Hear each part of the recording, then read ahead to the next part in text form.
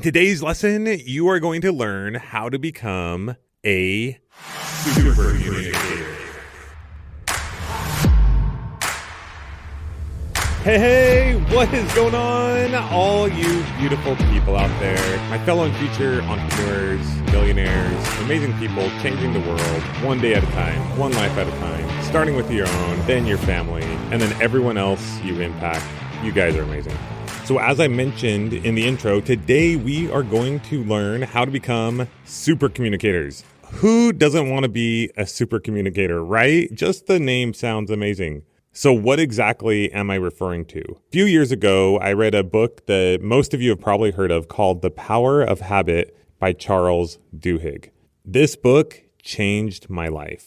And about a month ago, as I was going through my emails somewhat quickly, because these were emails of people who wanted to be on the podcast, and we get a lot of them every single day. And we're pretty selective, and obviously we can't have everyone come on. But I saw one email that really stood out to me, and it said it was from Charles Duhigg. I had to take a double take. I was like, oh, this has to be a mistake, has to be like a scam or something weird. And I read through the email, and sure enough, it was from him. It was from the one and only Charles Duhigg. And he was reaching out to let me know about his new book, Supercommunicators, and asked if I would like an early edition. And of course, I said yes. I got both the written and audio version, and I devoured that thing. And let me tell you, this book was incredible. I had so many ahas, so many takeaways. And the best part is I was able to hop on a call with Charles after reading the book to talk about some of those takeaways and to dive deeper. And overall, it was just an amazing experience and something that I learned so much from, and different skills and techniques that I've been applying every day since then. So that's what we have for you today. And I couldn't be more excited for you to hear this discussion. You're going to love it. And I highly recommend getting the book. It just came out 2 days before this episode. So without any further ado, ladies and gentlemen, rise to your feet, put your hands together for the one and only Charles Duhigg as we discuss how to become a super communicator. So the way that I got interested in communication was because I was doing a bad job of communicating with my spouse and at work. And this thing would happen pretty consistently that I think a lot of people have experienced, that I would come home from work after having a bad day and I would start complaining to my wife, and I'd say like, my boss is a jerk and everyone else doesn't understand me. And my wife very reasonably would say, why don't you take your boss out to lunch so you guys get to know each other a little bit better? And, that'll probably... And instead of hearing what she was saying, I would just like explode. Like I'd be like, what? You're not listening to me. I want you to have my side. Like you should be outraged on my behalf. And this would happen at work a lot too, right? I was working at the New York Times and they just made me a manager, and I was really good at the logistics part of the job and kept on screwing up communicating with people, which was confusing to me because I'm a communicator, right? Like I'm supposed to be really good at this. I started calling all these experts, and it turns out we're living through like this golden age of understanding the neurology of communication.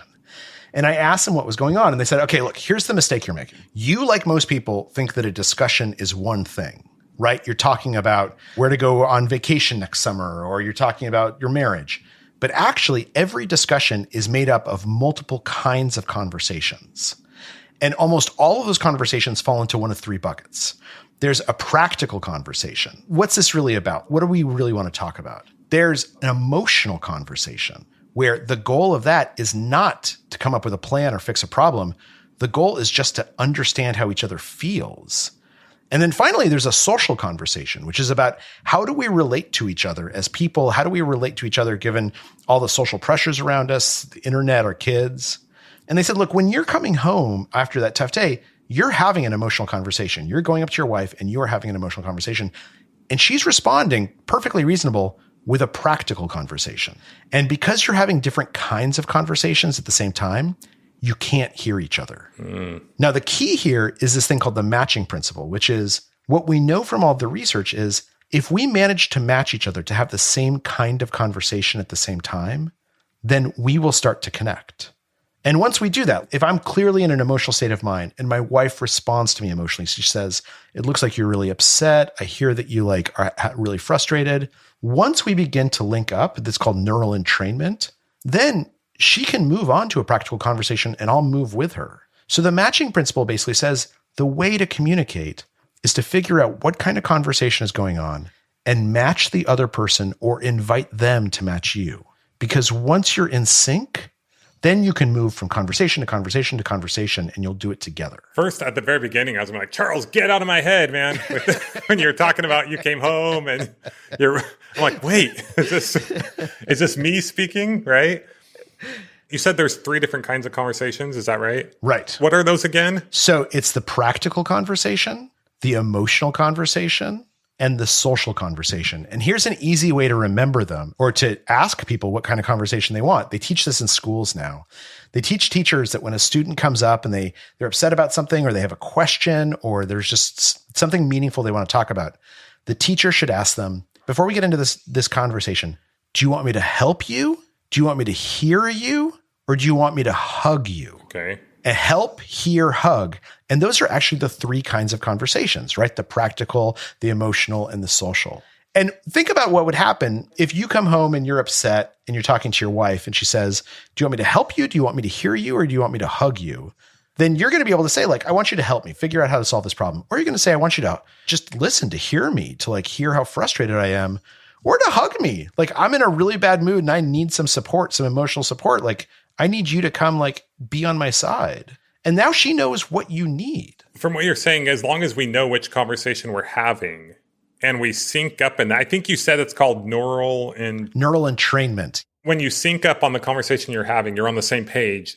That's when you connect, and then you can go to any conversation, or do you have to have the emotional conversation first? No, you can go to any conversation. It doesn't matter what you have first. Okay, it's just the instance you were giving, you were having an emotional discussion and your wife didn't, you guys didn't sync up on that. Yeah, it doesn't matter which conversation you're in. It just matters that you're in the same kind of conversation.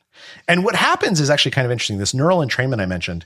So if you can look inside people's brains, and they've done this in laboratories, when people do have the same kind of conversation, when they start to connect, their brain waves start to look the same. But at the same time, also, their pupils will start dilating at the same rate. Their breath and heart patterns will start to match each other. So even though you and I are doing this over the internet, we're separated by hundreds of miles. That's true for you and I as well. Like if we could study our pupils, we would see our pupils are actually starting to match each other. And most importantly, our brain waves are starting to match each other. That's what communication is. Crazy. I'll have to analyze the video after and look at our pupils because I'm connecting here. I'm feeling it. Yeah, totally. So the name of the book is Supercommunicators. And the reason why it's named that is because there are some people who are particularly talented at detecting what kind of conversation is happening and knowing how to match others and invite them to match themselves. And we all have moments of this, right? We are all at various moments supercommunicators. You are a supercommunicator to your wife. She is to you. You're probably, you know how to like walk into a meeting and you just like knock it out of the park, or you know exactly what a friend needs to hear. But then there's other times when we want to do that and it just doesn't happen. Yes. That's why I was kind of like, yeah, sometimes. My wife and I joke about how sometimes we're like, this isn't working. I'm joking kind of, right? It's happened. And then there's other times where we literally think we should be marriage counselors. We are so good. And then there's other times I'm like, how are we even together? Like, how does this work?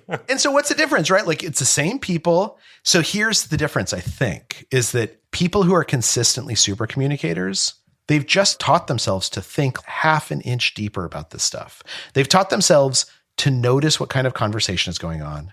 They know how to diagnose that. They know how to match each other. And my guess is those moments when you and your wife are marriage counselors, it's because you're relaxed enough and you're observant enough that even if you're not realizing it, you're picking up on what's underneath the conversation. And that's helping you guys come together. Yeah. Anyone can learn to do that anytime. The super communication is not an inborn trait. It's not like some people are born better at it than others. It's literally a set of skills that anyone can learn. Yeah, I love that. So, okay, let's go through this a little more. I might keep drilling over some of these same principles because I'm very interested in this. Sure. So practical, emotional, social. Help, hear, hug.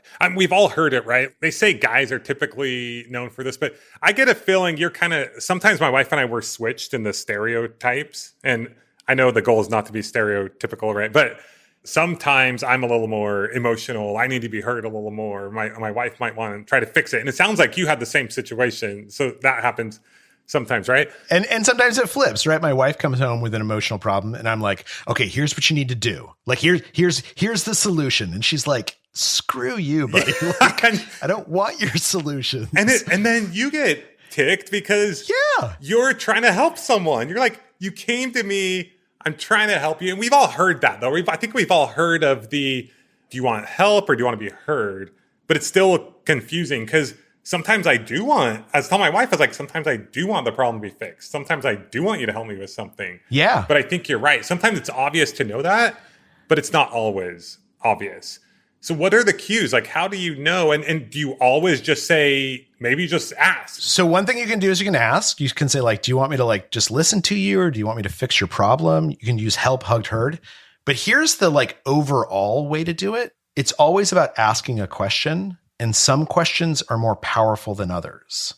And the most powerful questions, the questions that really help you figure out what that other person needs and what they're trying to say, is what's known as a deep question. And a deep question is something that asks someone something about their values, their beliefs, or their experiences.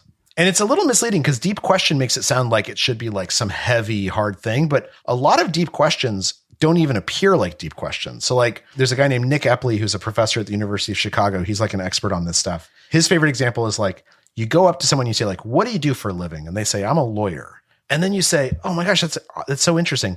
Did you always want to be a lawyer? When did you decide to go to law school? Do you like being a lawyer? Like, is it your love? Like, are you passionate about it? All those questions are totally natural follow-up questions, right? They don't seem like, too intimate. All of them are deep questions. Because think what I just asked that guy or gal. I asked them to tell me about their childhood and when they decided to become a lawyer. I asked them whether they love their job and where their passion is. I asked them to talk to me about the decision to go to law school, like how they made that decision. Every single one of those answers is going to tell me something about this person. And particularly if I'm trying to figure out what kind of conversation they want, the difference between someone saying like, I decided to go to law school because I graduated from college. I didn't know what else to do. I wanted a high paying job and this was great, versus someone who says, I saw my dad get screwed over by the courts. I wanted to fight for underdogs like him. Those two answers just told you this first person, they want a practical conversation. This second person, they want an emotional conversation. They've told you what they're looking for. And at that point, you can match them, right? You can say like, that's interesting. Like I've had experience in justice myself. You can invite them to match you by saying like, that's really interesting. I'm thinking about what to tell my kid about his future. Like, do you have any advice for someone who might want to go to law school? But that question and that deep question, that is the first and most important step towards figuring out what's going on. So this is super powerful, and I'll probably listen to your book. I don't read or listen to a ton of books, but I really enjoyed your book. I enjoyed your other works that you've done.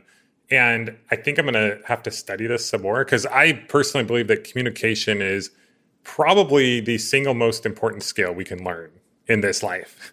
And I believe connection and relationships are the most important, valuable thing that we can have, right? And that's what your book is all about. Well, and when we talk about creating financial success, right, and professional success, communication is at the dead center of that. 100%. I mean, nothing happens without communication. My personality is it sometimes takes me a while to grasp concepts. I have ADD, I'm pretty sure I have all kinds of learning disabilities. I think we all do to a degree, right? I'm not, I'm able to function, right? Like I got decent grades and I got the bare minimum test on my ACT to allow me to get a football scholarship, right?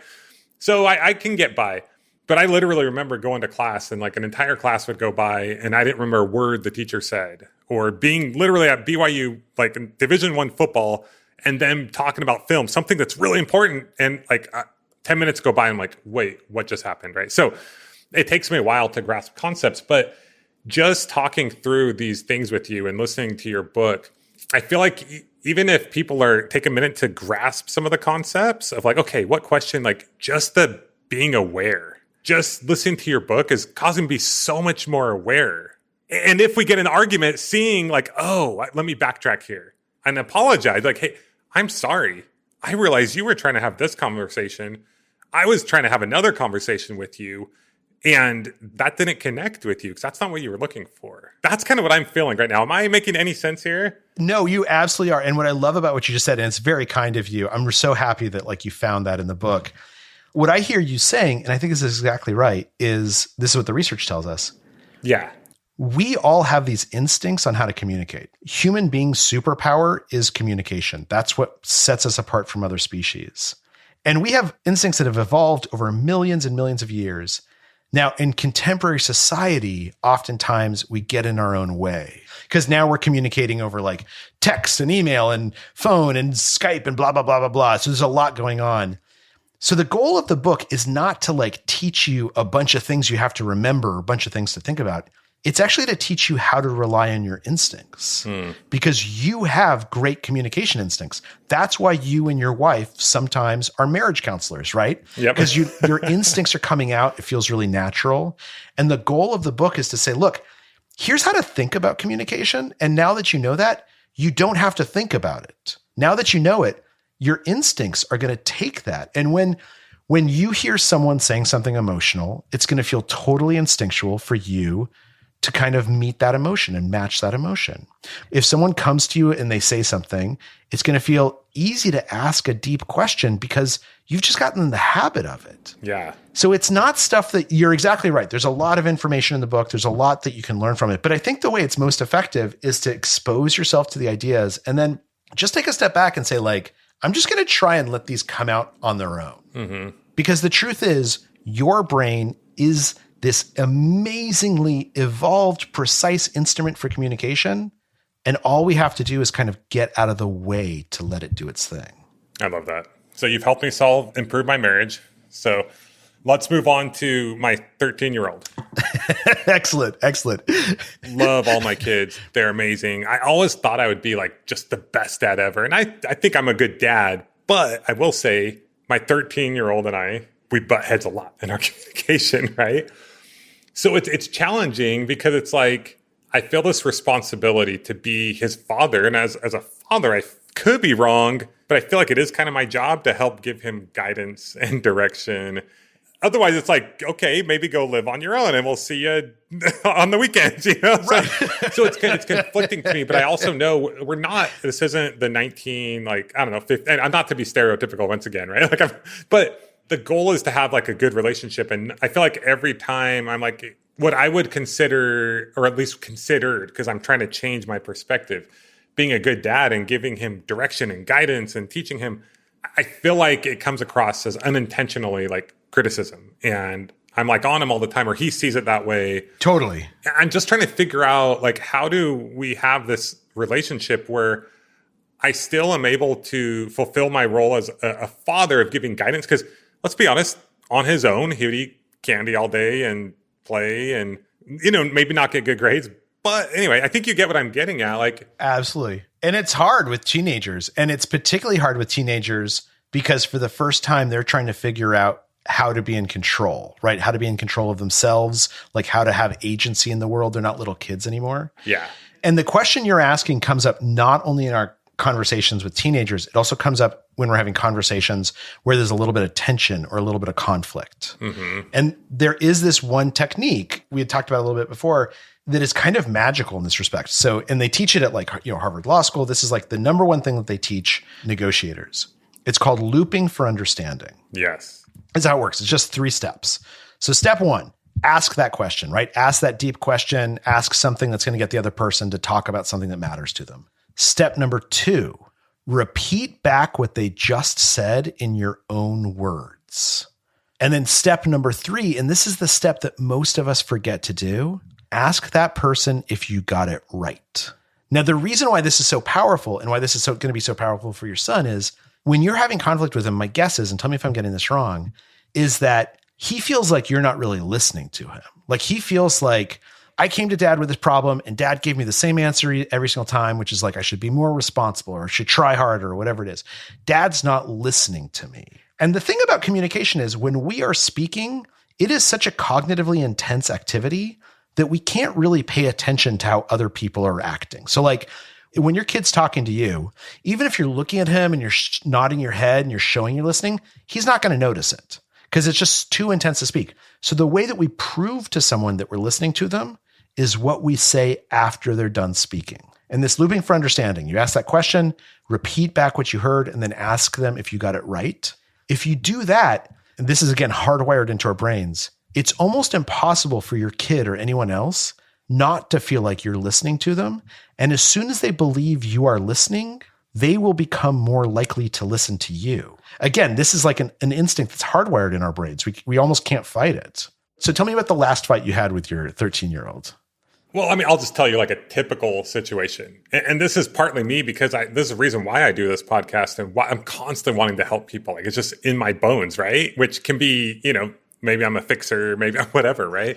Like we'll go to family reunions and I try to find the person struggling the most or like in a party, who's struggling the most and like, let's get you going because there's hope. Like we can do this, right? So I see it as like, you're so lucky to have, I'm not charging you. Right? You're so right. Can you believe you're getting this advice for free? Yeah, exactly. And they're like, yeah, I can actually believe it. So a typical situation is I'll come out and I'll start out by, hey, how's it going? And I think he knows what's coming, right? It's like, yeah, I don't even feel like I have the intention of like getting on his case, but it's like, how's it going? How you doing? How do you sleep well? What's going on today? And then I'm like, okay, so what do you got planned today? It's like, let's be productive. Like, and then I'm like, are the dishes done? Like your chores done? How's your homework going? Are you studying? What I'm hearing you say is you ask your kid a question. He probably answers that question.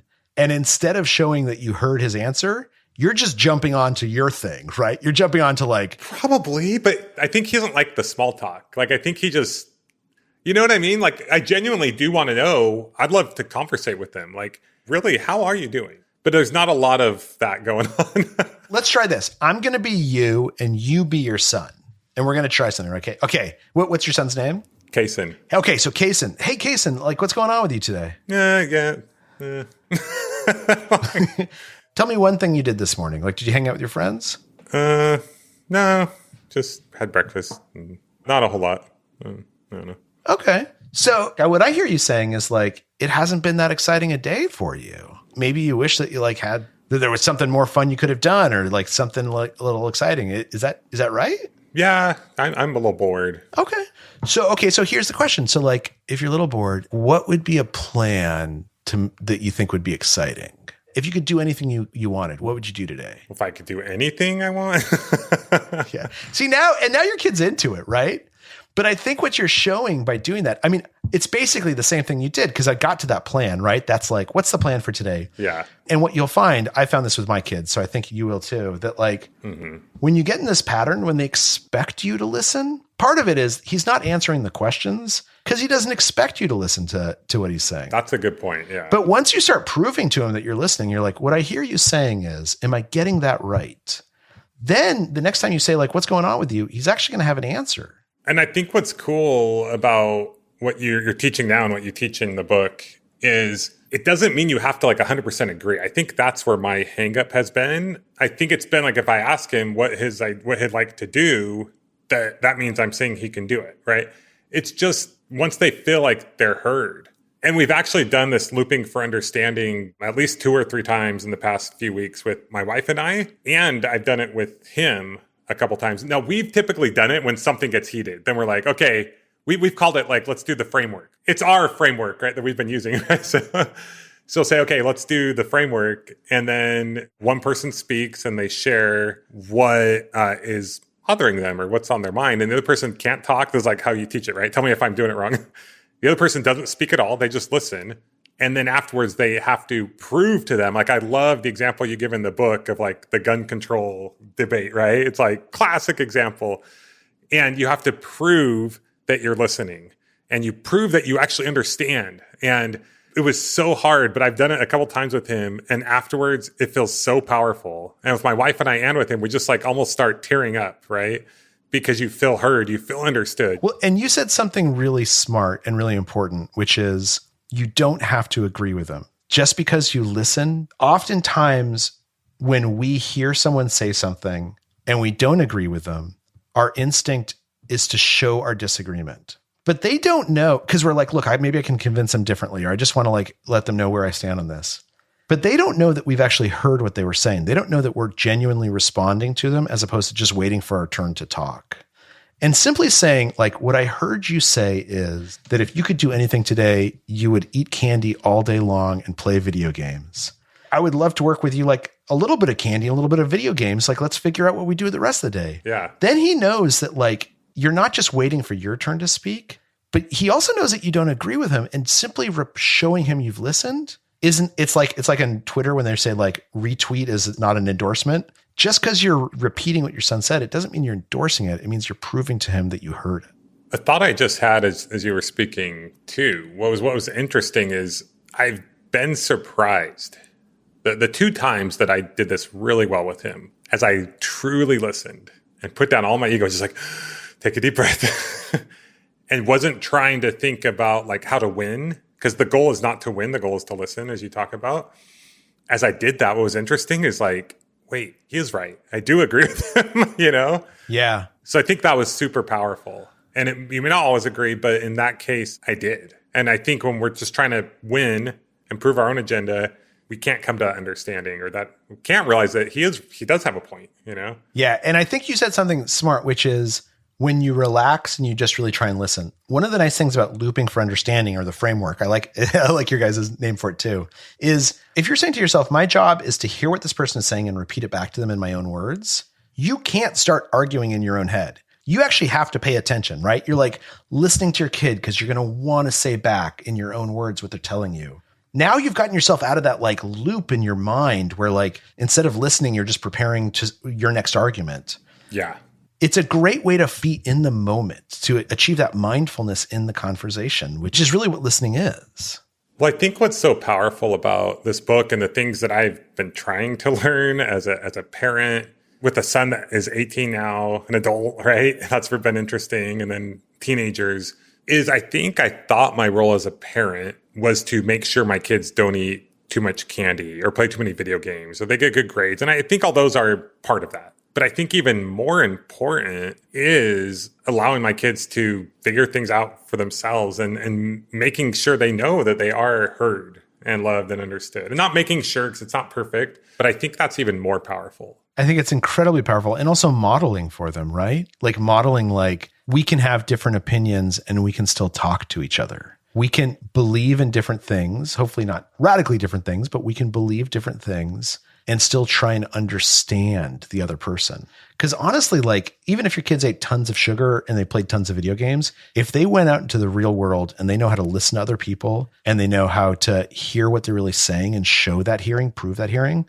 they're going to be successes. I mean, they might have lots of cavities, but they're going to be successes, yeah. Right? Well, the funny thing is they'll probably eat less sugar on their own. Yeah. If we're not constantly harping on them for it, right? Exactly. And they'll learn how to listen to other people, like doctors who are like, you shouldn't just eat sugar, right? So you mentioned this in the book, but we live in a time and age where there is just so much division. And I think that's a combination of social media and just where we are politically in the world. And something that I would like to think that I really try for, like, me and my brother, when we get together, like, we're always trying to see, like, politically and different views, like the other, really genuinely trying to understand, not disprove. It's kind of challenging sometimes because my parents are a little more stuck in their, like, political views. And so, sometimes unintentionally we'll get in, like, discussions with them, even though we don't really think this perspective will take the other perspective, just because we're trying to be open, but then we're probably not being open to that. Anyway, it's kind of a funny thing, but it's so powerful. Like, if we focus on seeking to understand, if the game changes, you're not trying to win, you're trying to understand. That's exactly right. There's so many times people call each other names and all this stuff, and it's like, you just haven't been in their shoes. You haven't walked where they've walked. You don't have the experiences they have. You talked about this in the book with the gun situation in DC. Like, what are some ways to do that with your neighbors or anyone, maybe not even your neighbors, but people that you totally have different perspectives of, and we instinctively sometimes think they're a bad person? How do we work through that? So it's a really, really good question. And a lot of those are like social conversations, right? Because we're talking about how we relate to each other, how we relate to society. You know, there's a couple of stories in the book that kind of relate exactly to this. There's this great story about a CIA officer who, like, on his first posting is about to get fired, and he has to recruit his first spy, and it's going terribly until he figures it out. There's another like story that I kind of love about how NASA chooses its astronauts by paying attention to how they laugh and like when they laugh and how loud it is. And that actually informed how the TV series, The Big Bang Theory, was made. Mm-hmm. But I think underlying all of that is something that gets exactly what you're talking about, which is when we are talking to someone, when we're in conversation with someone who is different from us, should we acknowledge those differences or should we ignore them? Oftentimes it feels like it's more polite to ignore them. If I'm rich and you're poor, or I'm black and you're white, or X or Y or Z, it sort of feels like we should like paper over that and like pretend like that doesn't exist.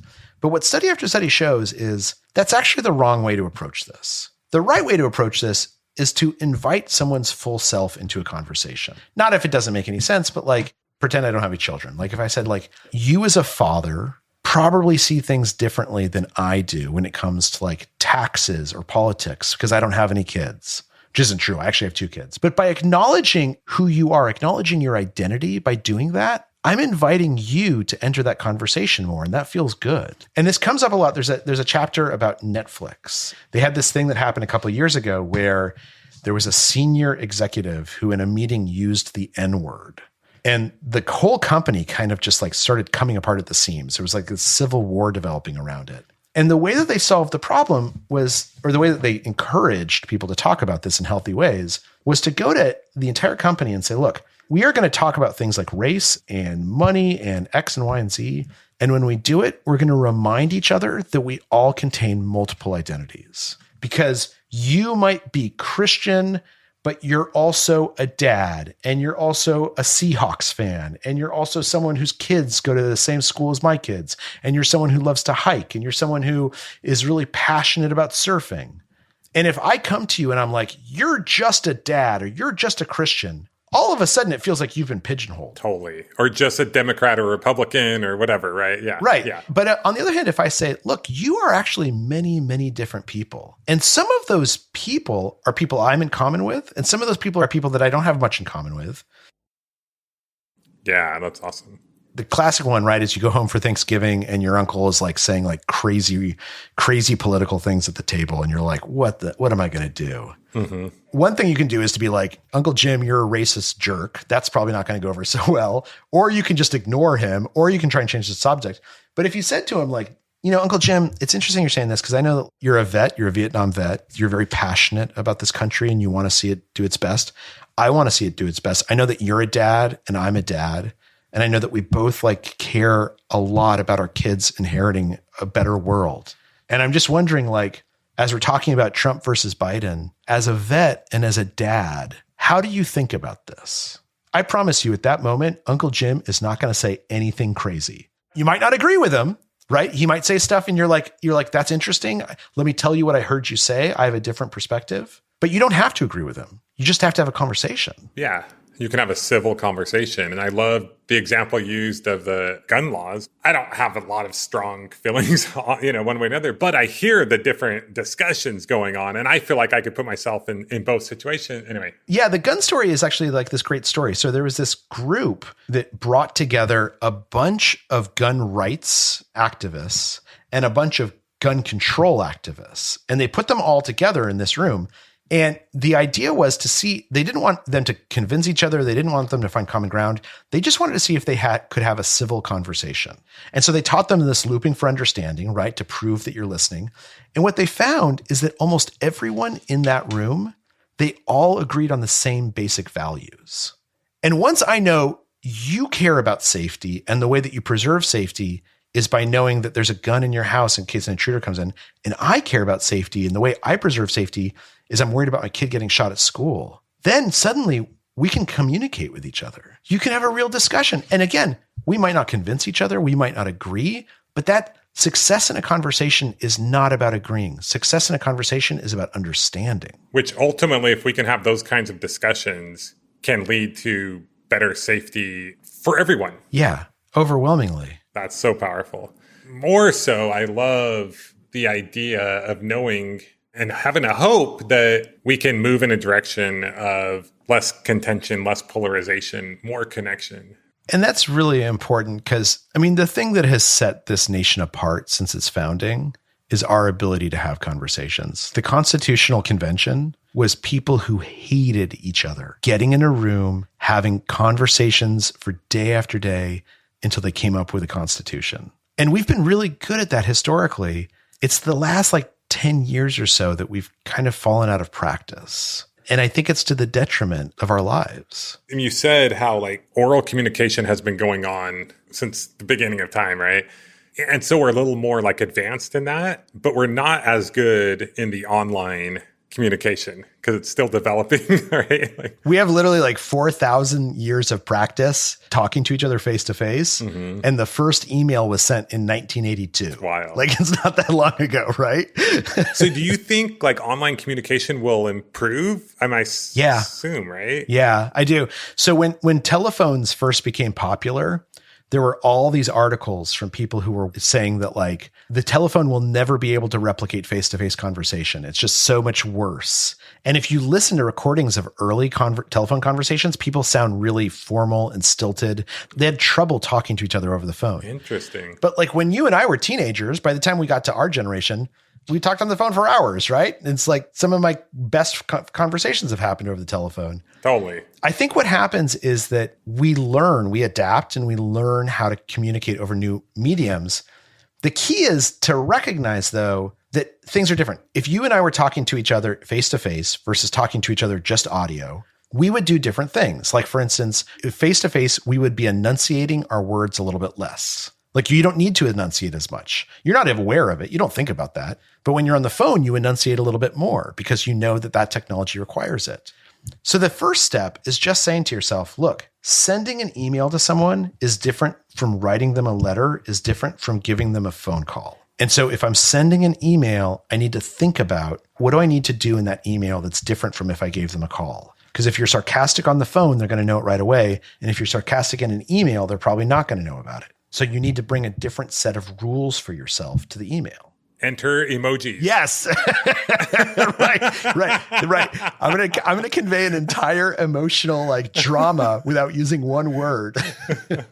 Yeah. But that is interesting because literally I asked you a question and then I was thinking about it and we are introducing more things into our online communication like emojis that do it's smiley face. Oh, they're smiling. Okay. They're joking. You know what I mean? They're being funny. Totally. Okay, this is Millionaire University. We help people start businesses is the idea, right? I don't think we can leave here at least asking the question, how to become a super communicator? How can that improve our businesses? And for me, I was telling my wife this the other day, I always think this is the number one most important thing, right? But I was having a discussion with one of my partners / team members. And I told my wife, I was like, there's this constant in a business. We're constantly trying to share what helped us be successful or this person be successful. I think the biggest thing that is the most important that no one really talks about because it's not super obvious, but happens every day, all the time, is this constant feedback communication loop.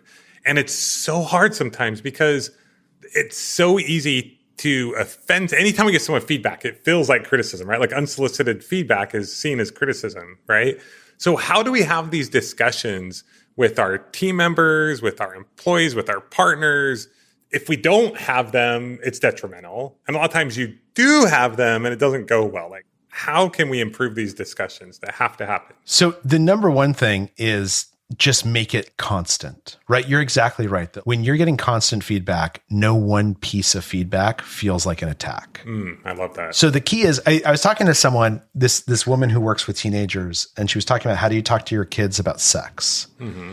And she said this thing that I've thought about in a lot of different contexts. She said, you would never in your entire life think that you could tell your kids once, use your napkin at the dinner table and then assume that pretty much they're going to do that for the rest of their life. You tell them again and again and again. Totally. And so when it comes to that, talking about sex with them, if you just have one big conversation, they're going to forget it. So what you do is you lower the bar to entry. When people are getting sort of sexy on the screen, you're by the way, it doesn't really work like that, right? Yeah, when they're not showing you, right? The more we do something, the more we lower that bar, the easier it becomes. But then the other part of it is we work out these little codes to send each other, right?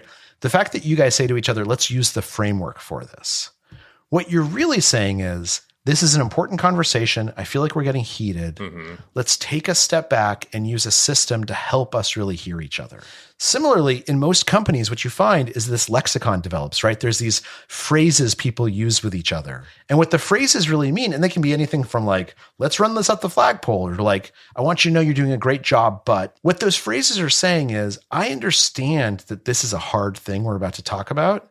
And I want you to understand that I'm here for you. And so I think the more, like when it comes to this, you're right, because we should definitely have a constant feedback loop. That is the way we improve. And the way that we do that is just by making it a habit, falling into the pattern so that it doesn't feel weird when it happens. I love it. And applying all these things we've been talking about, right? Does that ring true to like when you're working with your team? How do you guys get to a place where you can have that constant feedback in a positive way? I mean, I think you nailed it when you said all the time, like one of my number one goals when I bring on a new partner, a new team member, is to give them feedback as soon and early as possible. Because at the beginning, we're in this like almost honeymoon stage, right? And you want to like, I'm just getting to know you, you're getting to know me, and you don't want to offend them. So it's not natural. But then it builds up. And over time, there's things that you wanted to tell them, but you didn't. So they think they're doing great, but then you're not really giving them that feedback. And then it just kind of can blow up. And when you finally do, it feels like an attack. It feels way off. Yeah. It's all about normalizing it, right? It's about normalizing the behavior. So it's more awkward in the beginning, but then over time, it's powerful. And something that I've tried to like say in different ways, if it is awkward, like, hey, by the way, I'm constantly giving feedback. Like, I love working with you because I know you're so good at taking feedback. And it's really true. Like, I try to bring on people who are good at taking feedback. And also, my goal is to make sure, I tell them how hard it is to give feedback. It's so hard to give feedback. So you give me feedback when you have it. I'll give you feedback when I have it. And it's as hard to take feedback as it is to give feedback, but let's just both agree that we're going to do that. So it's kind of like having that discussion and then doing it. I had a colleague at the New York Times named Adam Bryant, who's written a couple of books called The Corner Office, where it's these interviews with CEOs. And Adam puts together an operating manual for himself. Like when he has a new person working with him, he hands them this like 3-page document. Here's my quirks. All of us have quirks. All of us have things. Like, here's my quirks. So when the quirk happens, you're going to know it's not because of you. It's not because I'm pissed off. It's because this is my weirdness. I love that. Right. And he asked them to do the same thing. He's like, can you go answer these questions about yourself for me so that I know your quirks? Yes. And I tell them also, I tend to think out loud. I get like overly excited sometimes. And then sometimes maybe this might be insensitive if I say this, but like, I literally think I might have some bipolar tendencies, right? But like I can get really excited. And then the next day I'm like, I don't really want to do anything, right? I think most people are like that, but I think as an entrepreneur, I'm like extra like that, right? So I give them the heads up. I'm like, yeah, I'm really loud. I get excited. Like, I'm not saying not to take me literally, but sometimes maybe just be open to that, right? So, anyway, but I love that. Like, just here are my quirks. We all have them.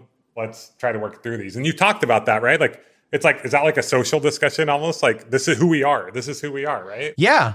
Oh, that's totally a social discussion. It's like, this is how I relate to other people. This is how like I want to relate to you. This is what I might do that if you didn't know it was my quirk, you would think it was weird or scary. But I did want to mention one other thing on the business front, which is what actually drives success in business, which is another way of saying what drives success in life. You had mentioned when we were setting up that we're going to talk to each other, the epilogue of the book. And this part about the Harvard Happiness Study. For folks who aren't familiar with this, Harvard in like 1910 found a group of people and tracing them through their entire life, and then found their kids and their grandkids and their husbands and wives, trying to figure out like who was more successful than others. Not just financial success or professional success, but also like life satisfaction.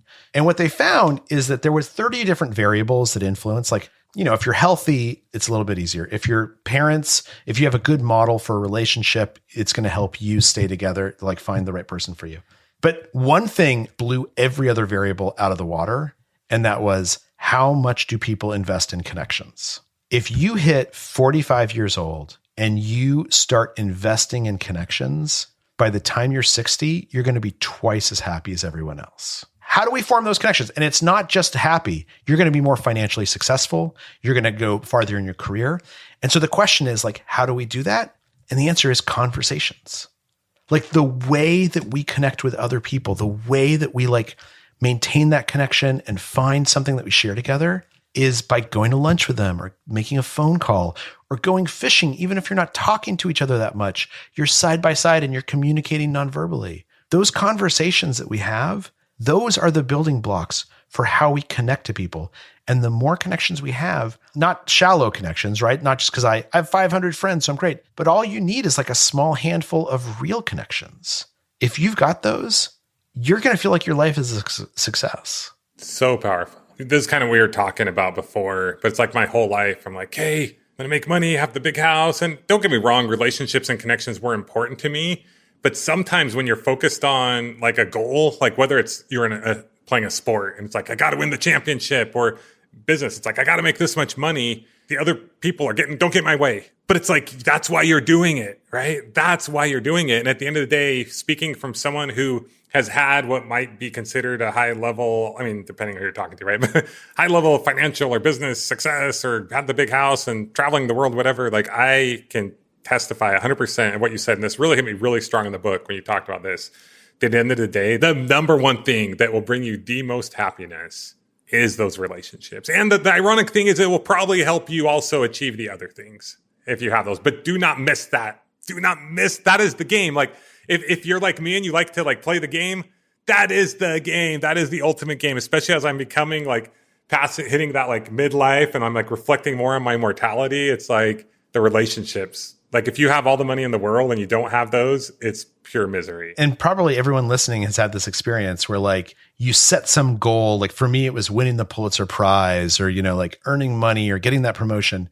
And then you get it and you kind of feel like let down the next day, right? Like there's a euphoria, but then you're like, oh man, like this did not change my life the way that I hoped it to. No. But you know what does change your life? Falling in love with someone. Yes. Like getting married, having kids. Totally.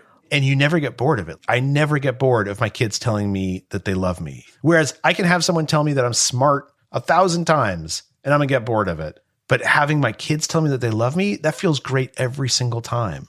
And it's because when they do it, it's that connection. We're reinforcing that connection. We're building on it. That is the key to happiness and success. So powerful. I'm just going to literally drop this mic right now. Charles, this has been amazing. I know I said I was going to say this at the end, but where can people get your book? There's not a lot of books that I recommend, but this book has been amazing. I'm going to study it inside and out. Oh, it's so kind of you to say that. Thank you. Where can they get the book? Yeah, absolutely. So the name of the book is Supercommunicators. It's in wherever you buy books, Amazon, there's audio on Audible, Barnes and Noble's, you know, your local bookseller, your indie bookseller, which is a great place to buy books. Your library has it. And if you want to find me, if you just Google Supercommunicators or The Power of Habit, which is an earlier book I wrote, or just Charles Duhigg, my website will come up. And my email address is on my website. It's charles@charlesduhigg.com is my email address. And every email I get, I read and respond to. So every reader email, not the spam. I don't. Yeah. Don't spam him. If you don't spam him, he'll respond. Yeah. Kind of for this very reason that like making connection, like if somebody spends time actually reaching out to me, I want to reach back to them. And so I would encourage anyone to reach out. That's awesome. Charles, this has been an honor. I've learned a ton. I followed your work for a long time. I was pumped when you reached out, and the conversation has been even better than I imagined. So thank you so much. Oh, thank you so much. We hope to have you on again another time, and we'll talk to you soon. Absolutely. Let's give it up for Charles Duhigg. Was that not incredible or what? When I got this episode back from my editor, he thanked me and said, you have no idea how much value I got from editing that episode. Now, if your editor tells you he got a ton of value, you know it's good. I just want to thank Charles again for reaching out and giving us this opportunity to learn from the countless hours and years of research that he has done in his life, let alone just for this book. And I have no doubt that it will change many lives. Now, I'm not one to recommend a ton of books, but this is one you're going to want to get. So go wherever you like to consume books the most, whether it's Audible or online, and get your copy now. As for me, I've got a jam. We have got a train to catch. We are currently in Barcelona. We've had 2 amazing weeks in Spain, and we'll now be traveling the French Riviera for a couple weeks on our way to Italy. Remember, you are the captain of your ship. You make the rules for your life. It's up to you. You can live whatever kind of life you want. As I'm sitting here recording this and looking out the window, there's this building called Sagrada Familia. This is an incredible building that a man by the name of Antonio Gaudi had the vision of creating, and they've been constructing it for 140 years. And it's still not done. They say it could take another 10 years or so. It's beautiful. It's insane. It's very unique. But what's so cool is I can literally see it being constructed one brick at a time. But this amazing world-renowned masterpiece was created because one person had a vision of what was possible. And it's not a secret. It's not magic. It's just something they're building one stone at a time, day by day. They're putting in the work. And business and your life is no different. Now, creating an amazing business does not take 150 years, but it does take time and it does take patience. But if you have a vision, you know where you want to go, you focus on solving a problem and giving value to others, focus on something that you're passionate about, be aware that it's not going to be easy. You're not going to be passionate about everything that you do within the business. Getting the message out to other people is not always easy, but it's so much better than the alternative. And if you keep doing those things, consistent and persistent actions every day, just chunking away every day. We've done it before in several different businesses. We've helped many business owners do the same thing. And then now with Millionaire University, we just see it every day, just chunking away bit by bit. And we're seeing the growth. We're seeing the difference. And it's just been incredible. So believe in yourself, but even more importantly, just do it. Think less, do more. Take the steps you got to take. Consistent and persistent, effective action, aka doing the things that are going to help you drive revenue, cash, capital, money. That is the oxygen. That is the lifeblood of your business. That's where you got to focus. And that's where most people struggle focusing, but focus on those things and you'll get there. Oh, also, I have a very special, exciting announcement to make. Speaking of growing one brick at a time, next week, once again, we will be expanding our curriculum. We will be releasing lessons, aka podcast episodes, every Monday, Wednesday, and Friday. So 3 lessons, 3 episodes, 3 classes each and every single week. And we have some incredibly exciting, amazing guests and episodes coming up. I can't wait to share those with you. So until next time, get out there, keep taking action where it counts. You got this. We believe in you. Believe in yourself. You got one life to live, so go make it happen. If you like this episode, be sure to share with a friend. Remember to pick up the book Supercommunicators. There's nothing more important you can learn than communication. Check out millionaireuniversity.com/training to get our free business training course. Until next time, this is Justin Williams, your Chief Money-Making Officer, signing off from Barcelona, Spain. Class dismissed.